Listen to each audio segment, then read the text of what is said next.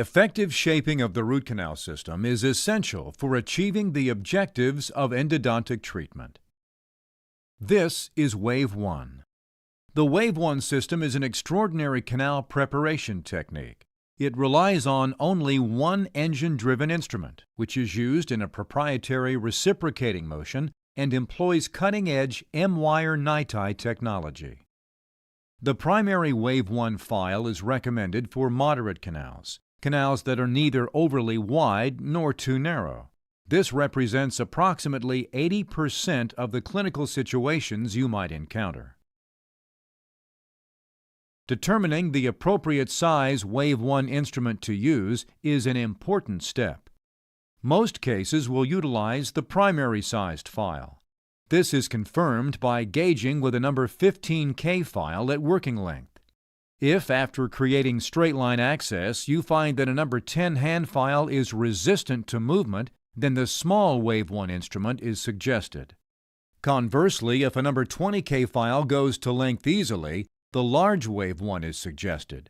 The large WaveOne is similar to a 4008. Let's take a look at the WaveOne in a plastic block. We start with K files to confirm the necessary patency and glide path, common to all root canal shaping techniques.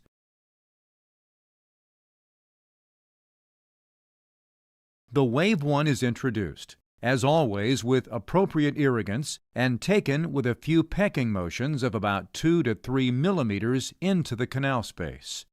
The file is withdrawn, cleaned and inspected, and the canal irrigated. With patency confirmed, the WaveOne file is reinserted and the canal shaping continues. After each pass, small hand files are employed during irrigation to reconfirm patency.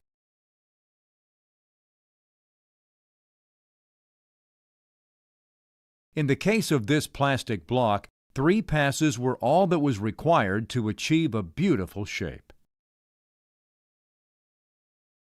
Let's look at a clinical case using the WaveOne file. It begins with establishing straight line access and a reproducible glide path. This can be accomplished in a number of ways. Path files can be used in sequence, and of course traditional hand files will accomplish the same goal. Once straight line access is established, hand files are introduced to confirm patency and glide path. Begin with a number 10K file. Determination of the appropriate size WaveOne to employ in each canal is an important step. If that number 10K file is very resistant to movement, the small WaveOne file is called for. In most cases, as we see here, you will follow the number 10 with a number 15K file to see if it reaches easily to the working length. If the number 15K file reaches working length, and then a number 20K file doesn't reach the working length, the root canal is considered primary. A loose 20 at length indicates the need for the large WaveOne instrument, as in the palatal canal of this tooth. The tip of the WaveOne instrument is placed at the orifice of the canal. While in reciprocation, the WaveOne file is introduced into the canal and used with very small in and out movements, without pulling the instrument completely out of the canal. The in and out movements should not exceed 2 or 3 millimeters. Very light pressure should be applied. The instrument will advance easily in the canal in an apical direction.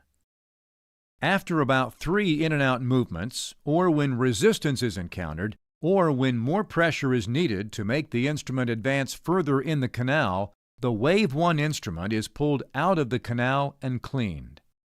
Irrigation is introduced and a hand file is used to check patency.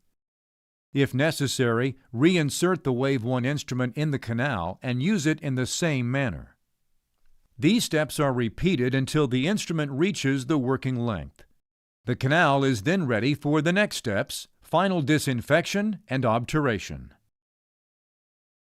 There are a few key points to remember with the WaveOne technique.